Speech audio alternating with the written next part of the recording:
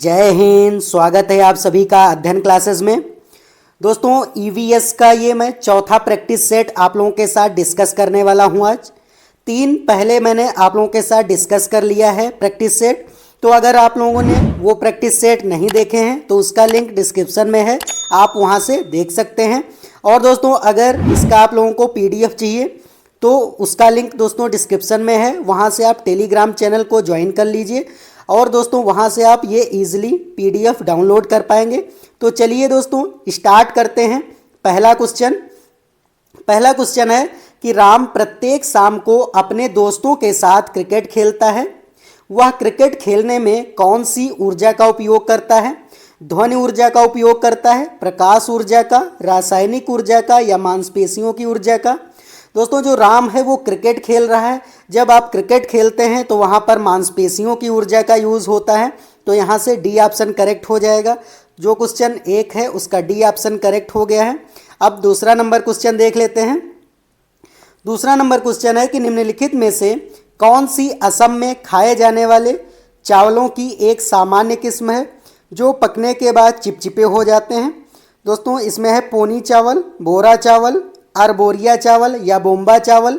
तो यहाँ से दोस्तों आपका बी यहाँ पर ऑप्शन करेक्ट हो जाएगा। जो बोरा चावल है वो असम में उगाए जाने वाले एक चावल की प्रजाति है जो कि दोस्तों ये पकने के बाद चिपचिपे हो जाते हैं और इसकी जो प्रजाति का नाम है वो बोरा चावल है। तो आपको याद रखना है, ये दोस्तों एनसीईआरटी ईवीएस से ये लिया गया दोस्तों क्वेश्चन है, तो आपको ये भी याद रखना है। अगर आप एनसीईआरटी पढ़ के जाएंगे तो आपके ईवीएस के ज़्यादातर क्वेश्चन इन्हीं से आते हैं, तो आपको वहाँ पर सारे क्वेश्चंस ईवीएस के मिल जाएंगे और आपको प्रैक्टिस सेट कर लेना है साथ साथ में, जैसे कि मैं कराता हुआ चल रहा हूँ। तो अगर नए हैं चैनल पर तो इसको सब्सक्राइब कर लीजिए। मैं ईवीएस, मैथ, सीडीपी सभी के दोस्तों यहाँ पर प्रैक्टिस सेट करा रहा हूँ, तो आप यहाँ से देख सकते हैं। अब तीसरा क्वेश्चन देख लेते हैं। तीसरा क्वेश्चन है कि जब हम ईंधन जलाते हैं तो हमें प्राप्त होती है क्या? दोस्तों प्राप्त होती प्रकाश एवं ध्वनि ऊर्जा प्राप्त होती है, केवल प्रकाश ऊर्जा या फिर ऊष्मा और प्रकाश ऊर्जा या फिर दोस्तों यांत्रिक प्रकाश ऊर्जा? तो यहाँ पर जब आप ईंधन जलाते हैं तो उसमें प्रकाश निकलता है दोस्तों, और उसके साथ साथ ऊर्जा कौन सी निकलती है? तो ऊष्म ऊर्जा निकलती, मतलब ऊष्मा उससे प्राप्त होती है, गर्मी मिलती है। तो यहाँ से सी ऑप्शन करेक्ट हो जाएगा थर्ड क्वेश्चन का। अब चौथा नंबर क्वेश्चन देख लेते हैं कि सांपों के बारे में निम्नलिखित कथनों पर विचार कीजिए तथा निम्नलिखित में से गलत कथन को चिन्हित करना है। यहाँ पर दोस्तों आपको याद रखना कि गलत पूछ रहा है, तो जो निगेटिव क्वेश्चन होगा वही आपका यहाँ पर आंसर हो जाएगा। तो दोस्तों यहाँ पर ऑप्शन है कि वे अपने आप शिकार को चबा कर खाते हैं, बी है कि वे अपने भोजन को पूरा निगल जाते हैं, सी है कि सांपों के दांत नुकीले होते हैं, या जहरीले सांपों के डसने वाले दांत होते हैं। तो यहाँ पर हमें गलत ऑप्शन को चुनना है, तो दोस्तों ए ही हो जाएगा, क्योंकि जो सांप होते हैं वे कभी भी शिकार को चबा कर नहीं खाते हैं, क्योंकि उनके दांत नहीं होते, वे डायरेक्ट निगल जाते हैं अपने शिकार को। तो यहाँ पर ए ऑप्शन गलत होगा, तो इसलिए गलत पूछा था, तो ए ऑप्शन यहाँ पर करेक्ट हो जाएगा। अब 5 नंबर क्वेश्चन देख लेते हैं कि गुजरात के सापेक्ष उत्तर प्रदेश और आंध्र प्रदेश की क्रमशः स्थितियां हैं।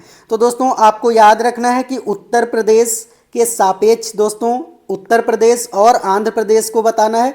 तो गुजरात दोस्तों कहाँ पर होता है? यहाँ पर जैसे मैं मैप बना देता हूँ इस तरीके से दोस्तों बहुत अच्छा तो नहीं बनेगा मैप, लेकिन हाँ थोड़ा बहुत तो सही है, बन सकता है।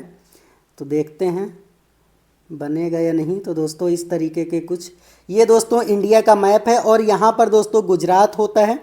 तो गुजरात यहाँ पर है और दोस्तों यूपी यहाँ पर होता है, और उसके बाद आंध्र प्रदेश की बात कर रहा है तो नीचे है दोस्तों आंध्र प्रदेश यहाँ पर। तो इसके सापेक्ष दोस्तों क्या हो जाएगा? एक ये बनेगा और यहाँ से एक दोस्तों ये बन जाएगा।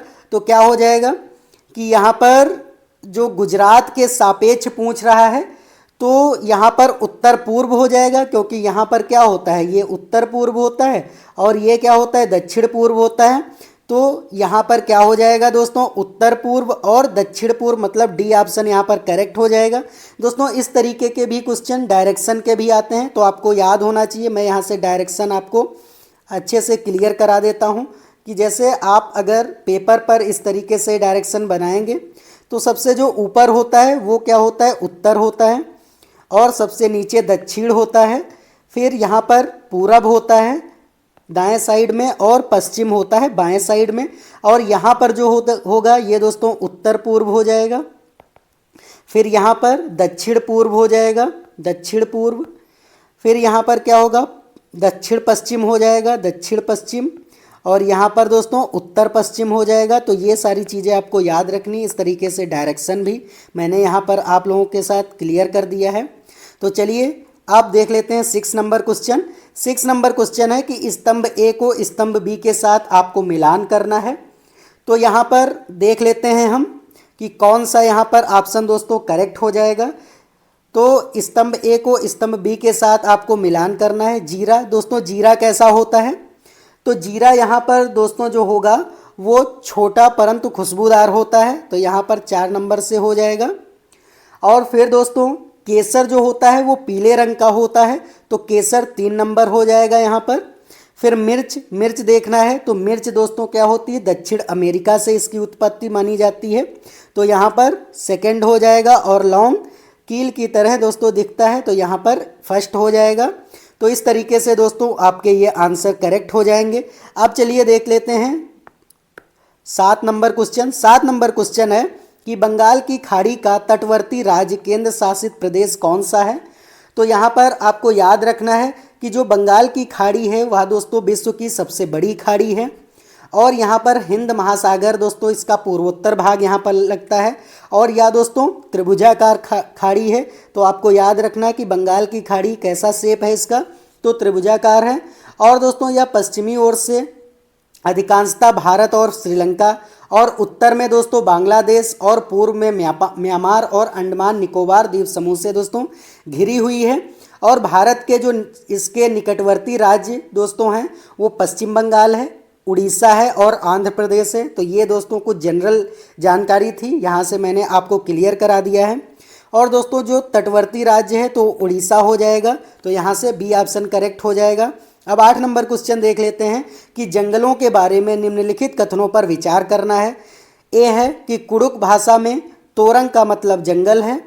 झारखंड में ग्राम परिषद लॉटरी के माध्यम से यह तय करती है कि किस परिवार को कृषि के लिए कितनी भूमि मिलेगी।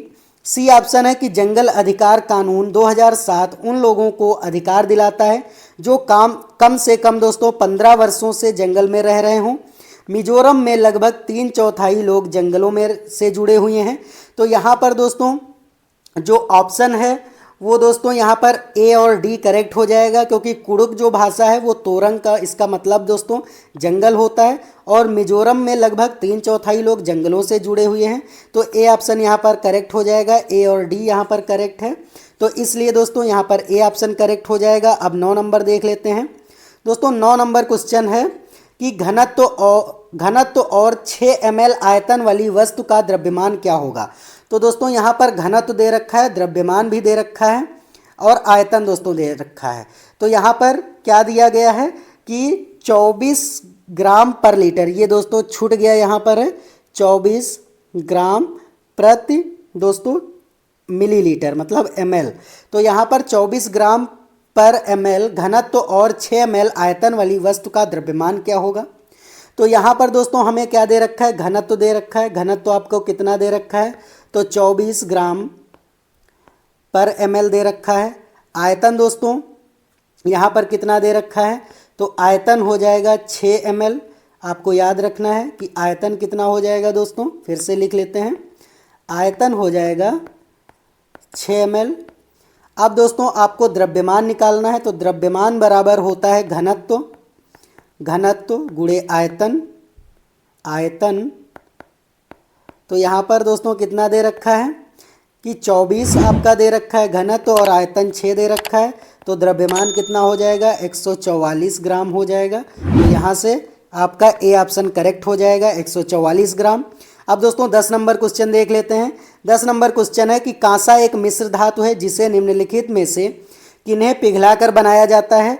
तो यहाँ पर आपको पता होना चाहिए कि दोस्तों जो कांसा बनता है वो एक दोस्तों मिश्र धातु है, और वो टिन और कॉपर से दोस्तों पिघला करके बनाया जाता है। तो यहाँ पर बी ऑप्शन करेक्ट हो जाएगा, टिन और कॉपर। यहाँ पर दोस्तों जो कॉपर होता है वो 88% होता है, तो ये भी आपको याद रखना है। और जो टिन होता है टिन कितना होता है, ये 12% होता है। तो इस तरीके से ये कॉपर होता है दोस्तों। तो आपको याद रखना, कॉपर आपका 88% होता है और टिन 12% होता है। तो यहाँ से बी ऑप्शन करेक्ट हो जाएगा। अब 11 नंबर क्वेश्चन देख लेते हैं कि निम्नलिखित में से हाथियों के बारे में सही कथन दोस्तों चुनना है। तो यहाँ पर दोस्तों हाथियों के बारे में आपको सही कथन चुनना है। तो ए ऑप्शन यहाँ पर है कि 3 महीने के हाथी के बच्चे का वजन सामान्यतः लगभग 100 ग्राम होता है, 100 किलोग्राम होता है। बी है वयस्क हाथी एक दिन में 200 किलोग्राम से अधिक पत्तियां और झाड़ियों को खा जाता है। सी है कि हाथी बहुत अधिक आराम नहीं करते, वे एक दिन में 2 से 4 घंटे ही सोते हैं। या फिर दोस्तों डी ऑप्शन है कि हाथी कीचड़ और पानी में खेलना पसंद करते हैं। तो यहाँ से दोस्तों जो ऑप्शन है ये सी और डी करेक्ट हैं कि हाथी बहुत अधिक आराम नहीं करते हैं, एक दिन में 2 से 4 घंटे ही सोते हैं और हाथी कीचड़ और पानी में खेलना पसंद करते हैं। ये दोस्तों ईवीएस की मैंने जानवरों वाली अभी जो थ्योरी पोर्शन कराया था उसमें मैंने हाथी के बारे में डिटेल में बताया था। तो अगर आपको इस तरीके का डिटेल में थ्योरी करना है तो उसका दोस्तों लिंक मैं डिस्क्रिप्शन में दे दूंगा, वहाँ से आप उसका थ्योरी पोर्शन कर सकते हैं। जैसे कि वहाँ मैंने हाथी, चीता, शेर और दोस्तों सारे जो छिपकली वगैरह जो भी आपके जानवर आते हैं, स्लाथ जो कि सबसे धीमा जानवर है, उसके बारे में भी डिटेल में बताया है। तो अगर आप उसको थ्योरी पोर्शन ईवीएस का करना चाहते हैं तो उसका लिंक डिस्क्रिप्शन में मैं दे दूंगा, वहाँ से आप चेकआउट कर सकते हैं, वहाँ से आप पढ़ सकते हैं। तो डी, सी और डी दोस्तों इसमें कौन सा है, तो ए ऑप्शन यहाँ पर करेक्ट हो जाएगा। अब दोस्तों मैं हाथी के बारे में कुछ ओरल ऐसे चीज़ें आप लोगों को बता देता हूँ। दोस्तों जो एक वयस्क हाथी है वो एक दिन में 100 किलो से ज़्यादा पत्तियाँ और झाड़ियाँ खा लेता है, ये आपको याद रखना है। हाथी दोस्तों जो आराम नहीं करते हैं वो 24 घंटे में 2 से 4 घंटे ही सोते हैं। दोस्तों हाथियों को पानी और कीचड़ में खेलना पसंद होता है क्योंकि उनको शरीर को ठंडक मिलती है। और दोस्तों हाथी जो है झुंड में रहना पसंद करते हैं और इनके झुंड में 10 से 12 हथनियाँ होती हैं और उनके बच्चे होते हैं। और दोस्तों जो वयस्क हाथी होते हैं वो झुंड छोड़ करके चले जाते हैं। 14 से दोस्तों 15 साल के जो हाथी होता है वो झुंड छोड़ देता है। तो ये सारी चीज़ें हाथियों के बारे में थी। अगर आपको अच्छी लगी हो तो दोस्तों चैनल को ज़रूर सब्सक्राइब कर लीजिए। अब 12 नंबर क्वेश्चन देख लेते हैं। 12 नंबर क्वेश्चन है कि बिहार राज्य के लोगों के लिए निम्नलिखित में से मधुमक्खी पालन कार्यक्रम आरंभ करने के वर्ष की सर्वश्रेष्ठ अवधि चुनना है। दोस्तों जो बिहार के लोग होते हैं वो मधुमक्खी पालन सबसे ज़्यादा किस महीने में करते हैं, तो अगस्त से अक्टूबर महीने में करते हैं, अक्टूबर से दिसंबर महीने में करते हैं, फरवरी से अप्रैल महीने में करते हैं या अप्रैल से जून महीने में करते हैं। तो यहाँ पर दोस्तों अक्टूबर से दिसंबर महीने में वो करते हैं क्योंकि ये बिहार का सबसे अच्छा मधुमक्खी पालन का दोस्तों ये 2 महीने होते हैं, अक्टूबर, नवंबर और दिसंबर। तो यहाँ पर दोस्तों वो मधुमक्खी पालन इसी महीने में करते हैं। तो यहाँ पर बी ऑप्शन करेक्ट हो जाएगा। अब 13 नंबर क्वेश्चन देख लेते हैं। 13 नंबर क्वेश्चन है कि अभिकथन ए दाब लगाने पर गैस को आसानी से संपीड़ित किया जा सकता है। कारण क्या है इसका दोस्तों, जब हम किसी गैस पर दाब लगाते हैं तो दोस्तों केशिकाओं के बीच अंतर अनुस्थान कम हो जाता है और यह आसानी से संपीड़ित हो जाती है क्योंकि दोस्तों दब जाती है, कह सकते हैं संपीड़ित का मतलब है दब जाती है। तो यहाँ पर दोस्तों जो 13 नंबर क्वेश्चन है उसका यहाँ पर सी ऑप्शन करेक्ट हो जाएगा क्योंकि ए और आर दोनों दोस्तों यहाँ पर सही हैं और आर ए की व्याख्या कर रहा है, तो इसलिए सी ऑप्शन करेक्ट हो जाएगा। अब दोस्तों 14 नंबर क्वेश्चन देख लेते हैं। 14 नंबर दोस्तों क्वेश्चन है कि कथन कह रहा है कि मनाली में ढालू छतों वाले मजबूत बांसों के खंभों पर ऊंचे उठे हुए लकड़ी के घर बनाए जाते हैं। कथन भी क्या है कि मनाली में बारिश बहुत होती है और बर्फ़ भी पड़ती है। तो दोस्तों यहाँ पर सही विकल्प क्या हो जाएगा, ए सही है परंतु बी गलत है, या ए गलत है परंतु बी सही है। तो यहाँ पर बी ऑप्शन करेक्ट हो जाएगा। ए दोस्तों गलत है और बी यहाँ पर सही है, तो यहाँ पर बी ऑप्शन करेक्ट हो जाएगा। 15 नंबर क्वेश्चन देख लेते हैं। दोस्तों जो 15 नंबर क्वेश्चन है वो कह रहा है कि पौधों में के निम्नलिखित मुख्य कार्यों पर हमें विचार करना है। तो यहाँ पर भोजन का उत्पादन और भंडारण करना, बी ऑप्शन है कि पौधों की शक्ति और सहारा देना, सी ऑप्शन है कि जल पौधों के अन्य भागों को जड़ों से जल और खनिज का स्थानांतरण करना तने का मुख्य कार्य है। तो दोस्तों डी ऑप्शन क्या है, तने का मुख्य कार्य है। तो यहाँ पर ए, बी और सी हो जाएगा, या फिर केवल बी और सी, केवल बी या फिर ए और बी हो जाएगा। तो यहाँ पर केवल बी और सी हो जाएगा, क्योंकि जल जो होता है वो पौधों के अन्य भागों से जड़ों से दोस्तों जाता है और खनिज पदार्थ भी जाते हैं। ये दोस्तों तने का मुख्य भाग कार्य होता है कि जड़ों से तने तक जाते हैं और तनों से सभी पत्तियों और सभी टहनियों में जाता है।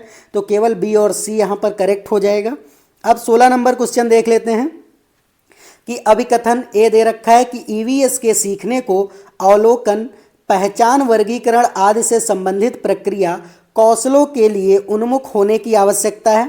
कारण आर है कि विभिन्न प्रक्रिया कौशल प्राप्त करने के माध्यम से ईवीएस के सीखने के परिणामों को हासिल करने की संभावना होती है।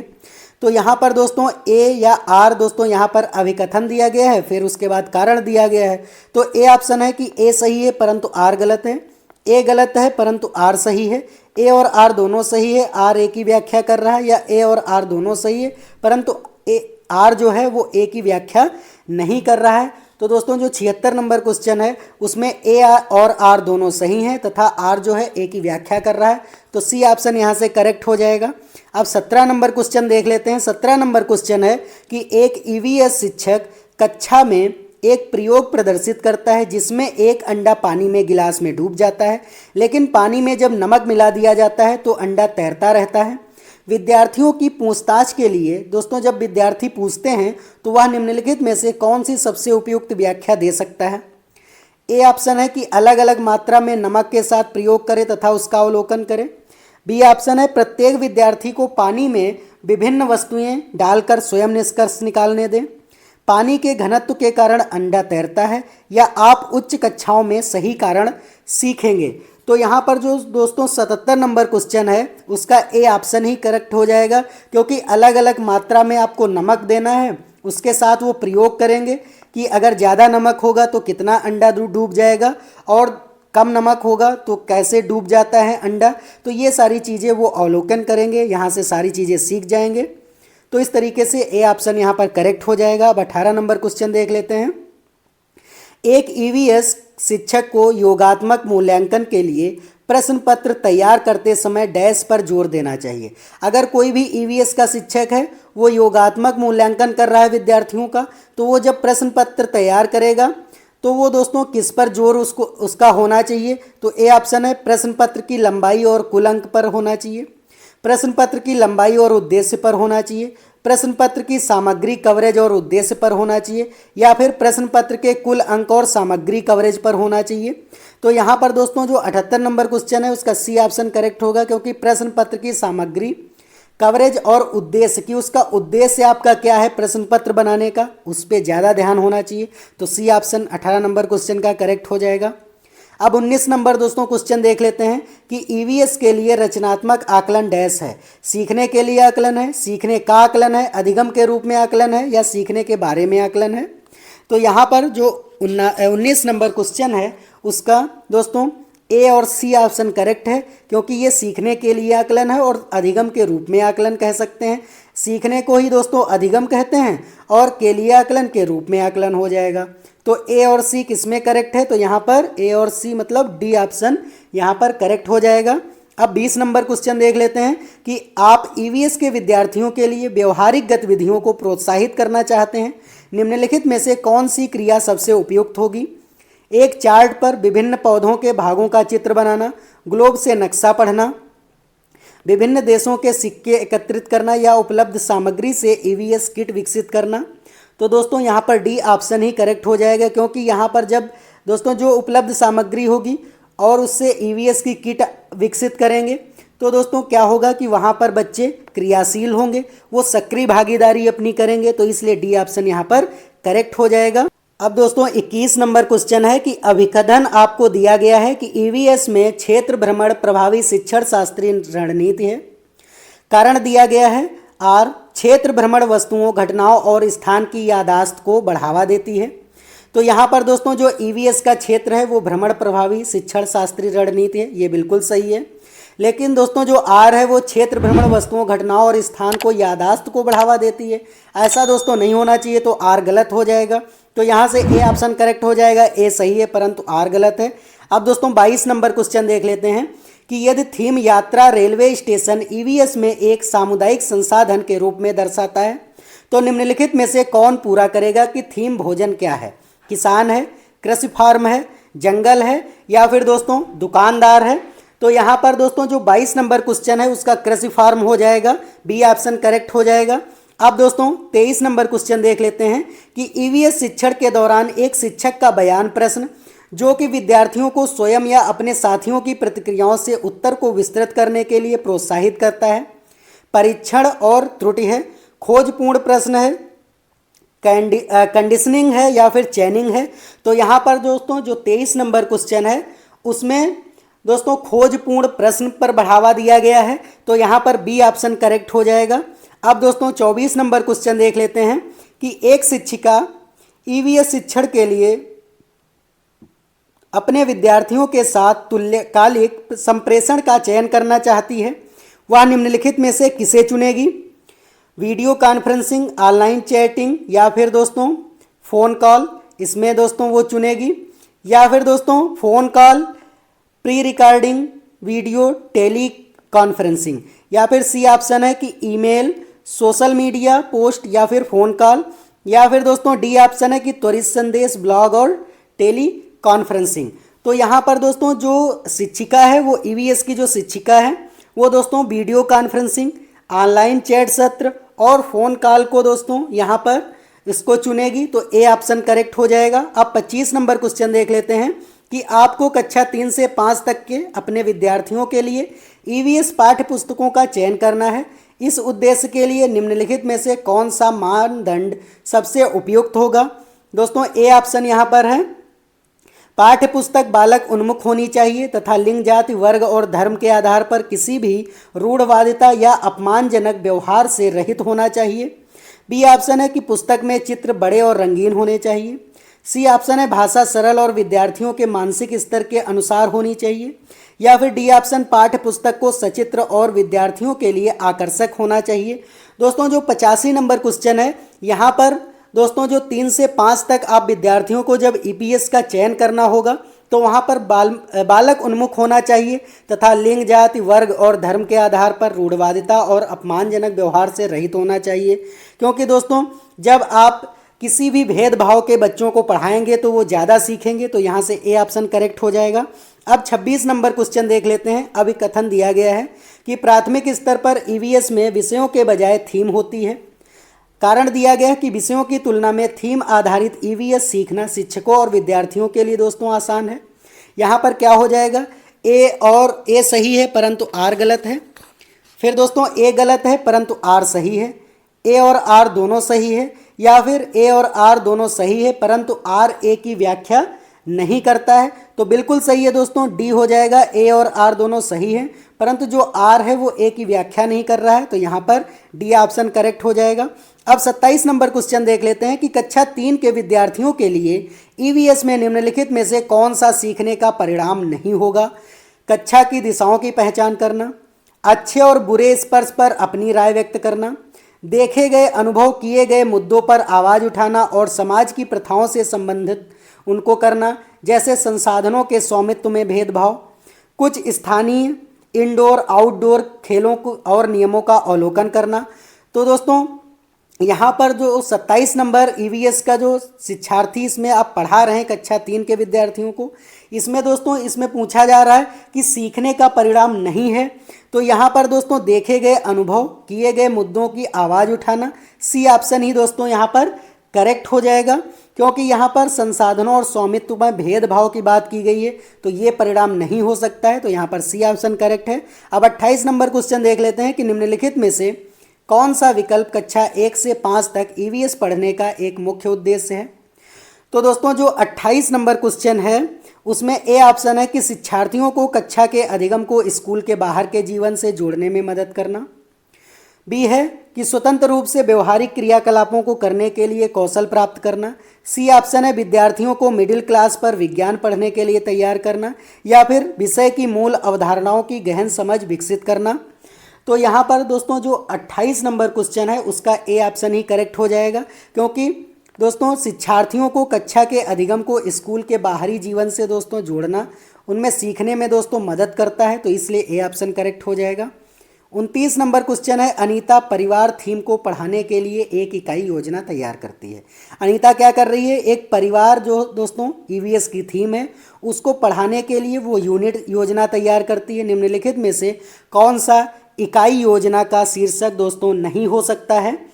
तो यहाँ पर परिवार संबंध लिंग भूमिकाएं व्यवसाय बदलते समय सामाजिक सांस्कृतिक इकाई के रूप में, या परिवार घुमंतु परिवार, परिवार के प्रकार एकल और संयुक्त, फिर परिवार डी ऑप्शन है कि परिवार एक परिवार के भीतर संबंध।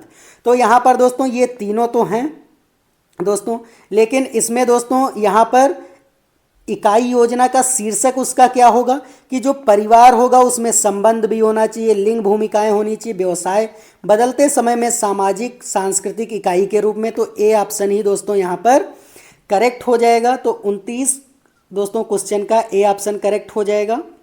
यहाँ पर दोस्तों ईवीएस में 6 थीम होती हैं, परिवार, मित्र, भोजन, पानी, आवास और यात्रा। और इसके बाद दोस्तों यात्रा एवं चीज़ें जो कि हम बनाते हैं या करते हैं, तो वो सारी दोस्तों ये 6 थीमें हैं। आपको याद रखनी है कि कभी कभी ईवीएस में ये भी पूछ लिया जाता है कि कौन सी थीम नहीं है, तो आपको याद रखना है कि परिवार एक थीम होती है, मित्र है, भोजन है, पानी है, आवास है और यात्रा एवं जो चीज़ें हम बनाते हैं। तो ये 6 थीमें हैं, आपको याद रखनी है दोस्तों। अगर आपको वीडियो अच्छा लग रहा है तो वीडियो को लाइक कर दीजिए और चैनल को सब्सक्राइब जरूर कर लीजिए, क्योंकि यहाँ पर मैं आपको पूरे प्रैक्टिस सेट, चाहे ईवीएस हो, मैथ हो, सीडीपी हो, अभी हिंदी की भी आने वाली है, तो मैं सभी सब्जेक्ट जितने भी सीटेट में पूछे जाते हैं उनका यहाँ पर प्रैक्टिस करा रहा हूँ। तो आप चैनल को सब्सक्राइब जरूर कर लीजिए, जिससे कि आने वाली वीडियोस का नोटिफिकेशन आपको पहले मिल पाएगा और वहाँ से आपकी तैयारी और बेहतर हो जाएगी। अब दोस्तों लास्ट क्वेश्चन इस प्रैक्टिस सेट का देख लेते हैं, जो कि प्रश्न 30 है कि श्रीमती शीतल ईवीएस की विभिन्न अवधारणाओं को समझाने के लिए प्राथमिक कक्षाओं में कहानियाँ और कविताओं का उपयोग करना पसंद करती हैं। उनके द्वारा कहानियाँ और कविताओं का प्रयोग का सबसे उपयुक्त दोस्तों तर्क क्या होगा? तो यहाँ पर ईवीएस के पाठ्यक्रम को पूरा करना, साथ ही साथ विद्यार्थियों का स्कूल में आने से पहले उनको सुनना होगा। क्या ए ऑप्शन होगा? विद्यार्थियों को अपनी कविताओं और कहानियों को लिखने के लिए प्रोत्साहित करना, बिल्कुल दोस्तों हो सकता है। सी है कि कहानियों को भाषा और संस्कृत में विविधता के बारे में जागरूक करना, बिल्कुल सही है दोस्तों। और डी है पाठकों को अधिक संवादात्मक, सुखद और दिलचस्प बनाना चाहिए, बिल्कुल सही है। जब आप इंटरेस्टिंग रखेंगे स्टोरी को तो बच्चे आसानी से वहाँ मन लगाकर सुनेंगे। तो यहाँ पर बी, सी और डी हो जाएगा, तो इसलिए डी ऑप्शन यहाँ पर करेक्ट हो जाएगा। दोस्तों ये प्रैक्टिस सेट के कुछ 30 क्वेश्चन थे। उम्मीद है दोस्तों आपको ये सारी चीज़ें यहाँ पर समझ आई होंगी, आपके डाउट क्लियर हुए होंगे और आपकी तैयारी थोड़ी बेहतर हुई होगी। तो अब दोस्तों मिलते हैं नए वीडियो में, तब तक के लिए दोस्तों जय हिंद, जय भारत।